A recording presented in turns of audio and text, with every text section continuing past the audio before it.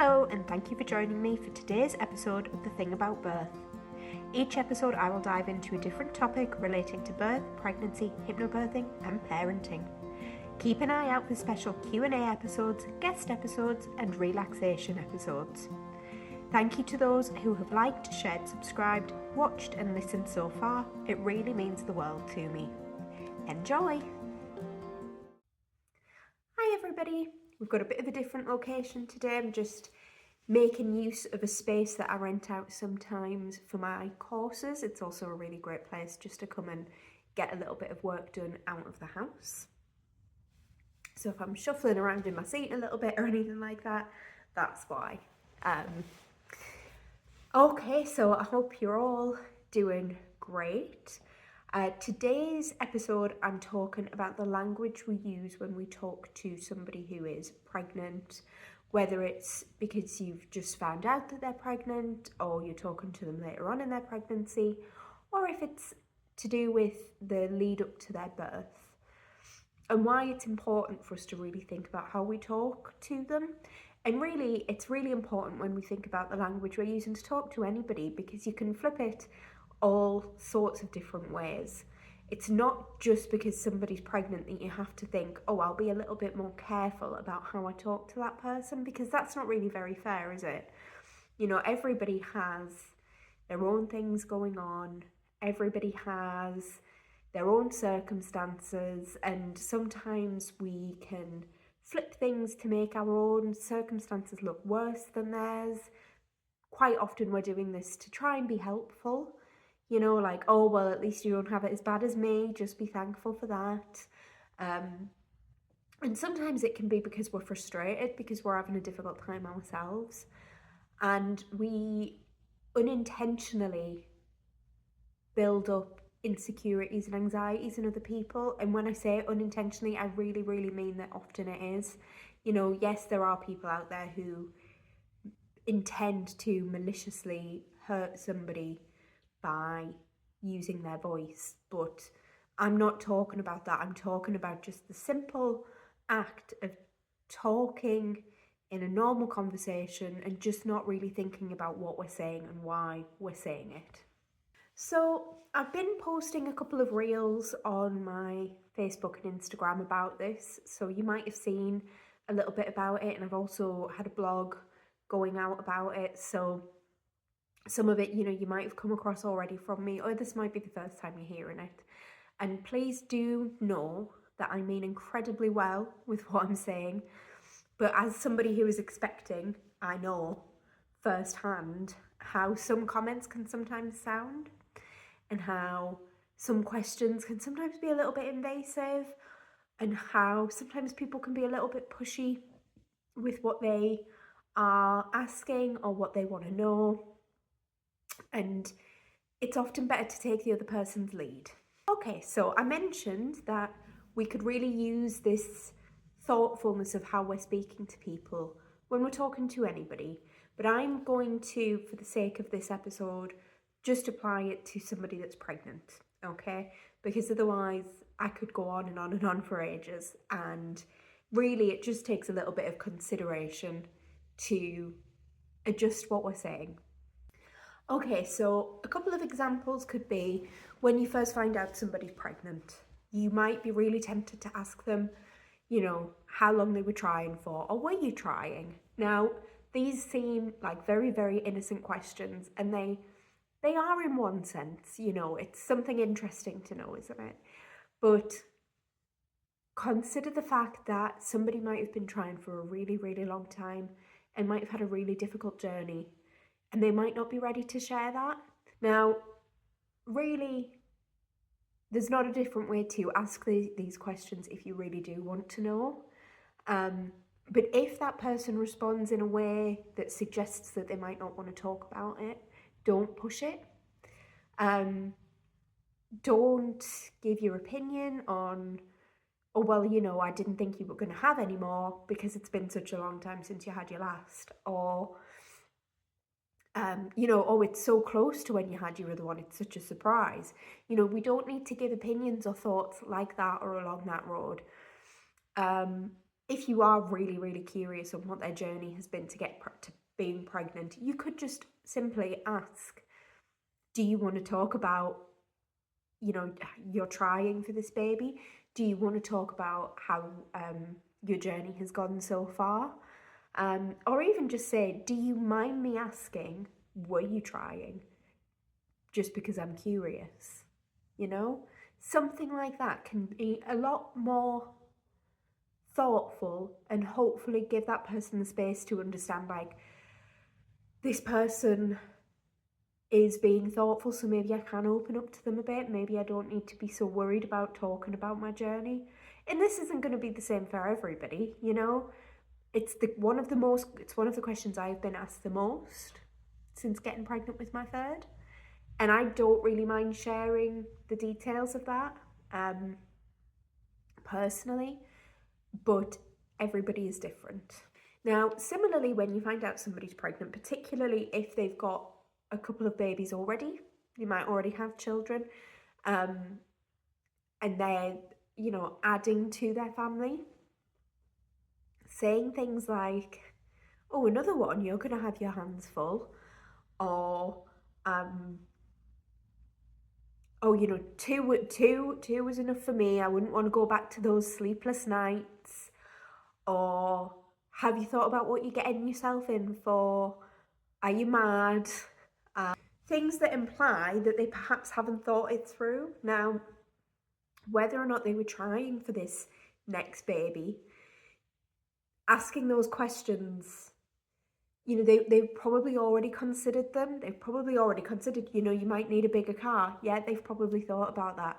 Are you not worried about how hard it might be to take them all on holiday? Probably they are. You know, all of these comments about the size of their family will be things that they've considered either before getting pregnant or early in pregnancy.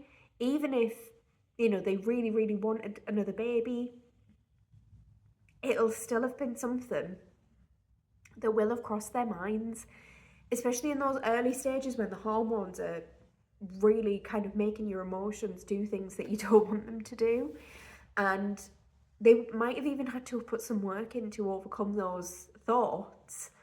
And so it's kind of bringing it back, and it's making them perhaps doubt whether or not they're capable of raising more than 2 children or even more than 1 child.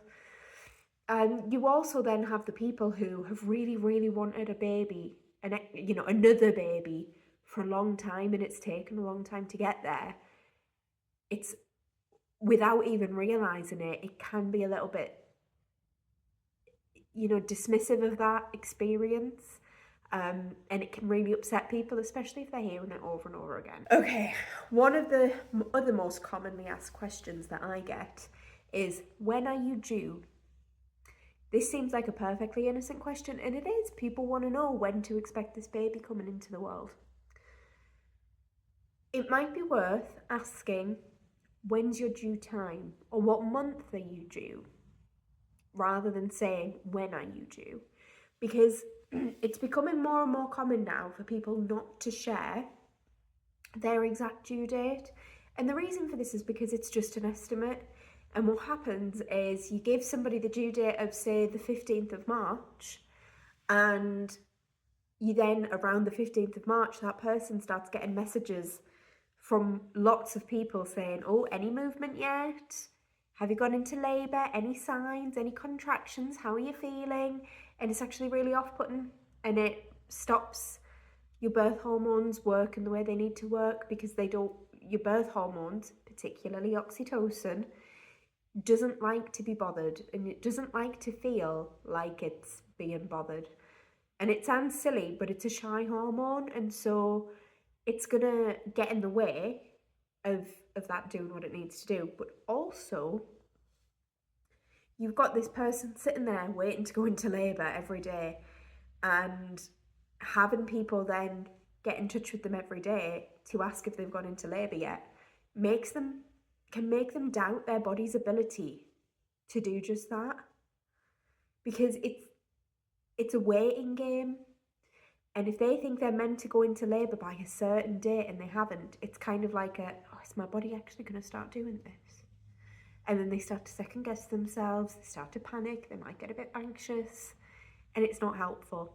So rather than asking, when's your due date, try when's your due time or when's your due month. And if you do ask when is your due date and that person says, oh, I'm due in March, don't then follow it up with March the what? Because they're trying to avoid giving a specific date. Okay? Okay, commenting on size. Now, especially if you haven't seen somebody for a while, it can be really easy to go, oh, look at the size of you, you're massive, you're huge, I can't believe how big you are. Now, we don't know what's going on with that person's pregnancy. They might be under investigation for small baby, which they're worried about. They might be under investigation for a big baby, which they're worried about. They might not be under any investigation at all, but being told that they're massive and huge and could potentially, the implication that they're then growing a massive baby can make them think, well, okay, but I've got to get this massive baby out of me. Now, it's a very, very psychological impact that it can have on whether or not you feel confident in birthing your baby. Your body grows a baby that you can birth. So it doesn't matter how big it is or how small it is, your body is capable. But hearing those comments kind of frightens people a bit. But also, your body is changing a lot when you're pregnant. Your skin is doing things, your hair is doing things, your tummy's getting bigger, your breasts are getting bigger. You might be getting weird marks on your body, like you might be getting water retention going on, so you might be swelling up a bit. There's all sorts going on. And so comments that sound negative about the body are just drilling in that this person looks different and they might not feel happy about their appearance, but you can help make them feel happy about their appearance by not commenting on the size of their bump. Also, if you are growing a potentially small baby and people comment on the size of your bump, it's frustrating because when you're under investigation for a small baby, it's not easy. Much like I imagine it's not easy if you're under investigation for a big baby. I myself am being monitored for a small baby, despite the fact that I think that my bump is growing quite quickly, but that has nothing to do with the rate of the growth of the baby inside. If you think that I already had some padding on the outside before I got pregnant, I was not at my slimmest ever, so there's more to push out. But also when you're pregnant with a subsequent baby, so not your first, often your body does things quicker and you start to show quicker. So it's not about the size of the baby. What you see on the outside is not about the size of the baby on the inside. There's lots of factors. When I was pregnant with my daughter, who I had low papae, and so was monitored in case she stopped growing, which she didn't quite stop growing, but she dropped down on the centiles, and so I was brought on early. Somebody that I worked with would repeatedly have a joke that I was expecting twins, and it was frustrating because I kept going to these hospital appointments where I was being checked in case she wasn't growing. So it's difficult for lots of reasons. So instead just talk about how nice they look. Like, oh, you look so healthy, you look so well, you look absolutely gorgeous, you're glowing, you look stunning. And if you really can't think of something nice to say about their appearance, maybe just don't comment on it at all. And especially don't say, are you sure there's not twins in there? Because they're more than likely sure that there's not twins in there. And it might seem like just a funny thing to say, but it's not. It's really not. So yes, they're more than likely sure that they're not twins in there. They've more than likely had multiple scans and listened to the heartbeat lots of times. And while I know there are instances where there is a twin hiding in there, the chances are that there's not. And If they are pregnant with twins, you probably already know about it, so that's definitely one to avoid. Okay, this is an interesting one because everybody's experiences are important, and there's no reason why you shouldn't share your experience. But when you might be tempted to ask about their plans for birth. You might be tempted to say, you know, where are you giving birth? Have you made a birth plan? Or, you know, tell me about your, you know, your intentions for birth. You might, you know, have all these questions about what's going to happen when they give birth. Now, again, it's a nice conversation to have. But here is some things that quite often happen when you start these kinds of conversations. Sharing of traumatic birth stories. Now, absolutely, you should be talking to people about your circumstances, whether they were positive or traumatic. But somebody who is pregnant and expecting should not be exposing themselves to traumatic birth stories. And if I encourage my clients, if they start to hear one, to say, you know, respectfully, I don't want to hear about that right now. Once I've had the baby, I'd love to talk to you about it, but I'm trying to focus on positive situations. And the reason for this is because those negative birth stories build fear in our subconscious, and our bodies then react to that fear when we go into labour. So avoiding sharing a negative story is a great one. Saying things like, take all the drugs, you know, have all the pain relief.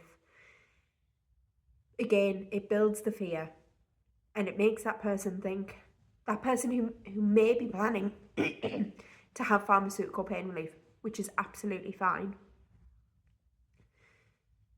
It might make them think, why do I have to take all of them? Can I, you know, will one not be enough? Or the person that is hoping to not take pharmaceutical pain relief, or who has decided, I will have this variation of pharmaceutical pain relief, but not this one. It starts to make them think, oh, well, maybe I can't do this. Maybe I'm not capable of giving birth. And that, again, all builds into the subconscious. And then the body reacts to it when they go into labour. So somebody has told you, I'm planning a home birth, I've booked a doula, I've booked an independent midwife, or I've spoken to my midwife and she's, you know, supporting me and putting in a plan for a home birth. I've got a pool that I've rented, etc., etc. And you go, oh, home birth, is that not a bit dangerous? Is it not a bit messy? And you start giving all these scenarios of, what if this happens, or what if that happens, or I've heard this about a pool birth. Just don't. Because first of all, somebody that's having a home birth will have done their research, so they'll be aware of any risks. But what's more is they'll be aware of the positives, to which there are tons of, you know, of positives for having a home birth. Tons of pros on a pro and con list for having a home birth. And again, just putting that doubt in their mind and making them second guess themselves will have a bigger impact than you realise. Somebody said to you, oh, I'm having a hospital birth at the local hospital, and you go, oh, I wouldn't birth there. My Auntie Susan birthed there however many years ago, and she had a dreadful experience. You know what I'm going to say? Again, one to avoid, because hundreds and hundreds of people are giving birth in hospitals, and, you know, on a regular basis. I'm not sure exactly how many a day, but some of them are having bad experiences and some of them are having good experiences. And so it's like when I see, you know, on social media, somebody going on a local community group and saying, can I have opinions on such and such hospital because I want to give birth there? And you'll get 5 people that'll give you a great opinion and 5 people that'll give you a negative opinion. And all your mind is going to do is it's going to hyper focus on those negatives. So it's one to avoid. You can go online and you can do research about the hospital. You can get their birth statistics. They have reports that go out to show how, good their facilities are. You can ask for tours of the hospital. There's lots of ways to do the research without getting other people's opinions. And so you don't need to put that experience on them. And another really massively important one that I want to say is about birth plans. Now, birth plans tend to get two opinions. You must have a birth plan. You can't just let things go, however you let them just unfold. However, you have to have a plan, or don't have a birth plan. They're a terrible idea. There doesn't tend to be anywhere in the middle, or very rarely. As a hypnobirthing instructor, I talk about birth plans a lot, and I would always encourage somebody to have one. People that tend to say don't have one don't really know what a birth plan is. Now, just quickly, a birth plan is not, I plan to give birth in this location using, I'm not going to have any pain relief, I'm going to use the water, I'm going to use the birth pool, I'm going to birth in a certain position. It's not a list of demands, okay? Your birth plan should be a list of preferences. So I'd prefer to birth at home, but in the instance that I have to transfer to a hospital, this is the hospital I'm going to transfer to. The methods of pain relief I'd like to use are, a birth comb, a TENS machine, and gas and air. If I have to have pharmaceutical pain relief, I'd rather have an epidural over pethidine. I do not want this type of pain relief at all, etc., etc. I'd rather birth in the birth pool, but if I can't, if I've got to have a land birth, then I will be birthing in this position. It's a list of preferences about how you feel around induction. Okay, so if the time comes and I'm offered an induction, I'm not willing to entertain that, versus if the time comes and an induction seems necessary because of a health complication, then this is the method that I will be using, but I will not have this. It's not about setting expectations that might fail because it doesn't happen. It's about being informed about the choices that you might have to make, and being informed about that before you're in labour, so that in labour you don't really have to think about it. When somebody says to you, oh, well, I've written out my birth plan, don't say, oh, they're pointless, it'll get chucked out the window, nobody will listen, what are you going to do if it fails? What are you going to do? How bad will you feel if it doesn't go to plan? Don't say those things. Just, maybe say, oh, okay, so what have you included in your birth plan? Or if you really don't agree with them, then just say, oh, I didn't personally have a birth plan and that worked really well for me. I hope your plan works out well for you. Because again, it's not about that person building up a set of expectations. It's about that person understanding what choices they're making before they have to make them. And yes, things change. So, you might say, I'm not having an epidural because of this reason, that reason, and that reason. The alternatives that I'm going to use are this, this, and this. And then when it comes down to it, you might think, I do really want an epidural. And that's okay, as long as you understand why you're having one. It doesn't mean that you failed your birth plan, okay? And it doesn't mean that nobody listened to you. It means that you understood the choice that you were making and why you were making it. So, not saying that, because if you say to somebody, it's not going to work, it'll not get listened to, it'll go out the window, it's going to make them feel really, really nervous, and they probably already feel a little bit nervous. I mean, my goal is to try and make people feel as confident and as excited as possible about their birth, but that doesn't mean that there won't be little flutterings of nerves there, because it's perfectly normal, especially if you haven't given birth before. So all of the things that I've talked about so far, it's largely around not putting that bit of doubt in their subconscious, not building that fear into their subconscious, because their bodies just won't work very well if they're fearful of birth. It's like you're working against your body when you're fearful of birth, because your mind is doing something different. Your mind should be helping your body to give birth, but if it's saying this is dangerous, this is scary, you can't do it, then your body is going to follow that route and go, oh yeah, no, you're right, I can't do it, and it's gonna shut down. Okay, so last one for now, and this goes back to really something that I've already talked about when we were talking about due dates and asking about due dates, and it's largely leaving that person alone. So if that person has shared with you, I'm due on the 15th of March, and it gets to the 15th of March and you've not heard anything, assume that they don't, with the most respect possible, that they don't want you to know anything at that time, okay? They're not waiting for somebody to message them and ask how they're getting on, because they're concentrating on trying to do everything they possibly can to make their births, calm, positive, and go well.